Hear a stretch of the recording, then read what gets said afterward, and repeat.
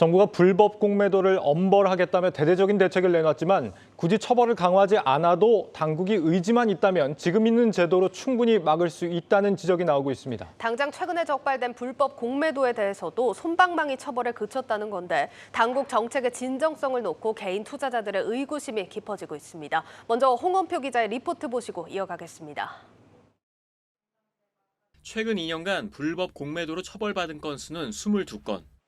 국내 증권사 한 곳을 제외하면 21곳이 외국계 증권사로 과태료도 고작 1억 원이 채 안 됩니다.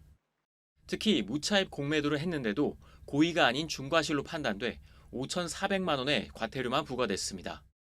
지난 2020년 자본시장법을 개정해 불법 공매도는 1년 이상의 유기징역이나 이득액의 최대 5배의 벌금을 부과할 수 있습니다. 하지만 실제 처벌은 솜방망이 수준에 그치다 보니 불법 공매도 적발 건수가 전혀 줄지 않는 겁니다.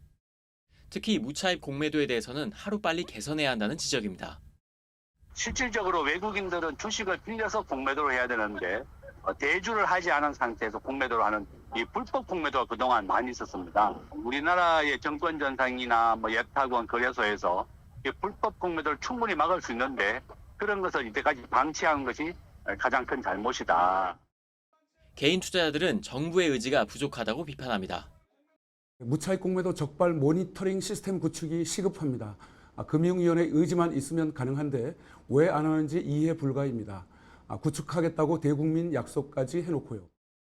불법 공매도를 사후에 적발하는 것이 아니라 외국인 한도 관리 시스템을 업그레이드해 사전에 불법 행위를 막아야 한다는 주장입니다. 불법 공매도는 유무상증자 일정이나 분할 시 수량착오, 대여주식 상환착오 등 여러 사례들로 나타나고 있습니다. 이에 대해 금융당국은 최대한 시스템적으로 막아도 사람이 개입된 것이라 오류가 발생할 수밖에 없고 외국계 회사는 국내 공매도 프로세스를 정확하게 인지하지 못해 발생하는 실수라고 밝혔습니다. 당국의 현실적인 어려움이라는 변명과 솜방망이 처벌로 시장과 정책에 대한 신뢰를 흔드는 무차입 공매도는 계속되고 있습니다. 한국경제TV 홍원표입니다. 네, 불법 공매도 논란 증권부 김종학 기자와 제대로 분석해 보겠습니다. 김 기자, 앞서 이 불법 공매도 처벌 결과를 보니까 고의보다는 좀 과실로 결론을 내린 경우가 굉장히 많은 걸로 보이는데 처벌 수위 왜 이렇게 약했던 겁니까? 공매도로 버는 것보다 어쨌든 처벌을 받더라도 훨씬 이익이 남는 장사이기 때문에 그렇습니다. 기본적으로 이제 리포트에서 지적하는 것처럼 자본시장에는 금융범죄는 여러 가지 제재를 하고 있지만 이 과태료 수위가 굉장히 낮은 상황인데 더불어민주당 이정문 의원실을 통해서 공개된 금감원의 최근 10여여간 불법 공매도 적발과 처벌 현황을 보면 모두 82건에 110억 원에 5,600만 원 정도의 과태료가 부과가 됐습니다. 공매도 대상 종목을 보면 삼성전자와 현대차, LG화학 등 개인 투자자들 거래가 아주 활발한 종목들이 다수 포함이 돼 있는 걸 알 수 있는데 일반 개인들에게 영향이 불가피한 이런 거래임에도 실제로 처벌 수위를 따져보면 공매도 한 건당 평균적으로 한 1억 3천만 원 정도로 처벌 수위가 상당히 약하다라는 게 파악이 되고 있습니다. 또 주식을 빌리지 않고 고의적으로 공매도를 하는 무차입 공매도가 아닌 경우에는 대부분 이 직원들이 입력하는 과정에서 착오가 있거나 단순 신술점이 인정이 돼서 과태료를 경감하는 경우가 상당히 많았습니다. 이에 대해서 일반 개인 투자자들은 증권사에서 공매도 주문을 내고 거래하는 과정이 여전히 투명하게 관리되어 있지 않은 데다가 주가 하락으로 입은 피해를 보상받지도 못하고 있으니까 이런 구조를 바꿔야 한다 지적을 내놓고 있습니다. 그러면 이런 거래 시스템을 보완해서 부정 거래를 차단하면 될 것 같은데 이런 시스템에도 허점이 있다면서요? 공매도 거래가 그동안에 상당히 주먹구구식으로 이루어져 왔다라는 게 최근의 지적들이기도 합니다. 확인한 바로는 불과 2년 전만 해도 공매도를 하는 과정이 전산이 아니라 개인의 입력, 엑셀에 타이핑을 한다던가 전화상으로 받은 이제 주문을 처리하는 방식으로 이제 상당히 약간 낡은 방식을 사용했었던 것으로 파악이 되고 있는데 매초에 수조 원씩 거래가 오가는 증권 거래에 비해서 공매도를 실제로 원하는 거래량이 많지 않다 보니까 증권사마다 사람이 개입해서 일을 하고 있는 겁니다. 이러다 보니까 과실로 적발된 사례들이 상당히 많고 주문량을 상품을 잘못 입력하거나 시가보다 낮게 주문이 나가는 걸 뒤늦게 발견해서 이게 시정 조치가 되는 경우가 상당히 많았습니다. 금융위에 따르면 이처럼 결제 수량이 부족하거나 미리 매도하고서 뒤늦게 매수한 것으로 의심이 되어서 감리한 건수가 2020년에 33건, 작년에는 1,735건이나 됐습니다.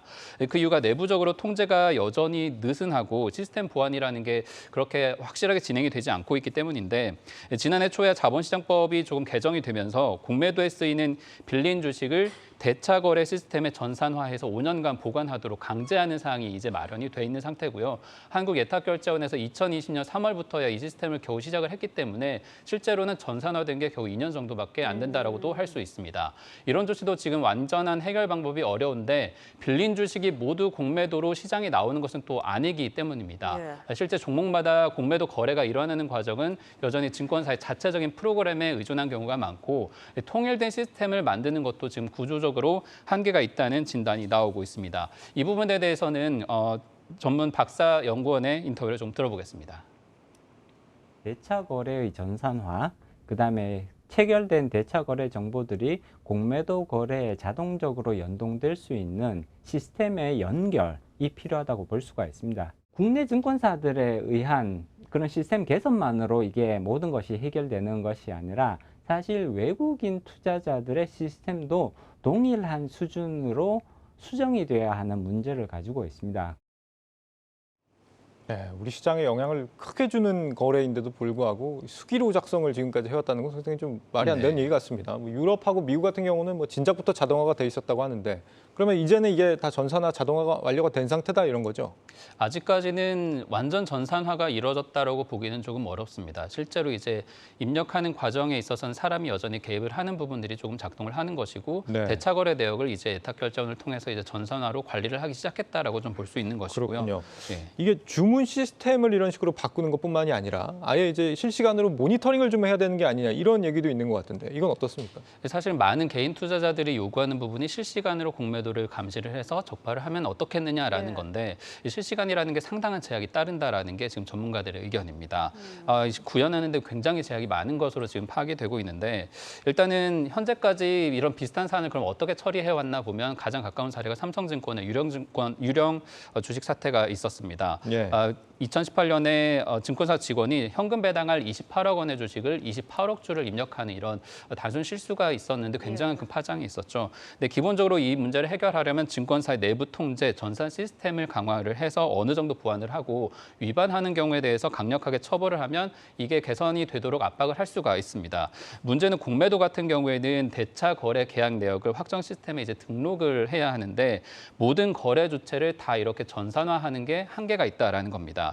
주목할 부분은 바로 외국인의 존재인데요. 국내 시장에서 거래 한 3분의 1 정도를 외국인 거래가 차지하고 있고 공매도는 또 60%를 이들 외국인이 내고 있습니다. 그러니까 해외에서 국내 신고하지 않고 기관끼리 서로 주고받은 빌린 주식으로 공매도를 하는 건데 이걸 국내법으로 강제할 수 있느냐 이 부분에 상당한 공백이 발생할 수밖에 없다라는 게 현재 의견입니다. 예, 어쨌든 현실적으로 100% 실시간 모니터링을 하는 것은 쉽지 않다 이런 내용이네요. 네. 알겠습니다. 뭐 이런 허점들을 안고 있긴 하지만 당국에서는 공매도 자체는 어쨌거나 좀 필요하다 이런 입장인 것 같아요. 공매도에 대해서 완전히 금지하기는 어렵고 시장을 활성화하는 차원으로 좀 조치를 해보겠다라는 게 지난주 발표의 핵심입니다. 지난주 정부가 합동 대책을 내놨는데 보면 이제 기관과 비슷한 수준에서 개인들이 거래를 더 유연하게 할 수 있도록 허용하고 불법적인 거래를 단속하는 데 비중을 싣겠다라는 내용들입니다. 지난 정부 전 정권에서도 이 문제에 대해서 투자자들의 문제 제기가 계속 있어왔고 해명을 내놨는데 역시 순기능을 무시할 수 없었다라는 게 그 이유로 이제 허용을 하고 있는 겁니다. 주가가 하락하는 걸 이용해서 돈을 버는 전략이라는 점에서는 좀 상당한 비판을 받고는 있지만 단기적으로 과대평가된 주식이나 과하게 빠진 주식을 합리적인 가격으로 다시 조정할 수 있는 그런 기능을 또 공매도를 통해서 해결할 수 있기 때문에 아주 중요한 시장 안정화에 필요한 전략이다라는 의견을 내고 있는 거고요. 대신에 그렇다면 공매도를 악용한 경우에 처벌을 강화하는 게 낫겠다라는 쪽으로 지금 정부의 입장이 정해지고 있는 겁니다. 고의적인 무차입 공매도라면 최대 5배까지 과태료를 매기거나 이를 악용한 불공정 거래라면 이번 정부에서는 이제 합동 수사단을 거쳐서 최대한 신속하게 수사를 하고 시정 경고 메시지를 시장에 확실히 내서 조금 더 신뢰도를 높여보겠다라는 그런 내용을 내고 있습니다. 이 처벌 수준이 다른 나라에 비해서는 상당히 좀 강력한 수준으로 올라온 거다 네. 이런 얘기잖아요. 사후에 근데 이루어지는 처벌이다 보니까 이 실효성이 정말 있는 겁니까? 그러니까 처벌 부분이 정말 제대로 이루어지지 않았기 때문에 공매도가 반복된다라는 게 결론적으로 이제 의견이 모아지고 있는 겁니다. 네. 사실 처벌 안 하는 게 아니라 그냥 약하게 했다라는 게 현재 상황인데요. 사실 다른 나라 미국의 사례를 조금 살펴보면 거래 상당수가 공매도이기도 하고 이렇게 적극적으로 공매도로 이 시장에서 거래를 할 수 있도록 허용을 하고 있습니다. 일례로 올해 초 이제 빌 게이츠 마이크로소프트 창업자가 테슬라 주식의 공매도 포지션을 공개해서 논란이 된 적이 있었는데 그 규모를 보면 금융데이터 분석업체에서 지난달 보고서에서 테슬라에 잡혀 있는 공매도 잔고만 무려 24조 2천억 원어치나 된다 이런 사실이 드러나기도 했었습니다. 네. 네. 그런데 미국에서는 이런 거래가 있더라도 일단 거래는 하고 대신에 불법적인 무차입 공매도가 발생한 사실이 나타나면 증권거래위원회 SEC를 통해서 부당이득을 전부 몰수를 하거나 민사제재금까지 부과합니다. 그러니까 추가로 벌금을 매기는 건데 이 규모가 작년에만 우리 돈으로 5조 원 규모에 해당합니다. 그러니까 우리나라에서 아까 한 건당 1억 원 정도 겨우 매겼던 거에 비하면 굉장한 차이가 있는 것이고요. 우리나라도 지난해 초에 자본시장법 개정을 통해서 불법 공매도를 하거나 공매도 이후에 유상증자에 참여하는 방식으로 불법적인 거래를 또 하게 되면 이러한 이득에 대해서 1.5배까지는 과징금을 매기도록 강화하는 조치를 뒤늦게 하고 있는데 그런데도 실제로 이런 처벌이 이루어지지 않다 보니까 이런 공매도에 대한 어떤 반복적인 사례들이 적발이 되고 있는 걸로 파악이 되고 있습니다. 그래서 공매도를 지금 막기 어렵다면 시장의 신뢰를 회복시키는 것이 우선이기 때문에 정부에서는 최대한 시장 혼선을 줄이는 방향에서 어떤 불법적인 조치를 조금 더 걸러내겠다라는 그런 계획을 내놓고 있습니다. 네. 시간 관계에서 한 가지만 더 질문을 하겠는데 그렇다면 이번 대책이 이제 개인들한테 실질적으로 좀 도움이 될지가 궁금합니다. 지금 이번에 네. 개인들한테 뭐 영향을 줄 만한 게 담보 비율을 140에서 120%로 낮춘 게 있는데 도움이 될까요? 어떻습니까? 개인들의 담보 비율을 기관 수준으로 조금 더 맞춰보겠다라는 게 이번 방침인데 기관이 가지고 있는 공매도 담보 인정 비율은 105%고 개인이 140%인데 이거를 120%로 이번에 낮춰주는 걸로 되어 있습니다. 또 그리고 공매도를 상환하는 기간도 90일 정도로 조금 더 늘려주고 여유를 두겠다라는 건데 어느 정도는 개인들이 거래를 하는 과정에서 공매도로 인한 손실 위험을 좀 줄일 수 있는 그런 조치이기는 합니다. 다만 이 기관과 완전하게 똑같이 개인들에게 공매도 담보 비율을 인정하는 것은 한계가 있다라는 지적도 나오고 있는데 그 이유가 이제 개인 같은 경우에는 신용도가 기관과 아무래도 차이가 있는 것이고 또 만약에 이제 개인이 정말 이 빌려간 주식을 되갚지 못했을 경우에 나타나는 손실들을 시장에 또 반영하게 되면 더 큰 부담이 되기 때문에 이러한 부분에 있어서는 완전하게 똑같은 대우라기보다는 개인들을 조금 더 보호해 가면서 현재 좀 거래 장벽이 있는 부분들을 해소하는 쪽으로 정부의 정책이 의견이 모아지고 있는 상황입니다. 네. 그 외에도 지금 상환 기간은 90일로 연장이 되긴 했는데 기관과 외국인들은 아예 없다 그러고 네. 예. 그리고 빌릴 수 있는 주식 수도 뭐 개인은 250개, 기관과 외국인은 2,000개. 굉장히 아직도 뭐 차이가 많이 나는 부분이 있기 때문에 개인 투자자들 입장에서는 반발할 여지가 충분히 아직도 남아 있는 것 같습니다. 일단은 뭐 처벌이 강도 높게 이루어지는지 지켜봐야겠습니다. 김종학 기자였습니다.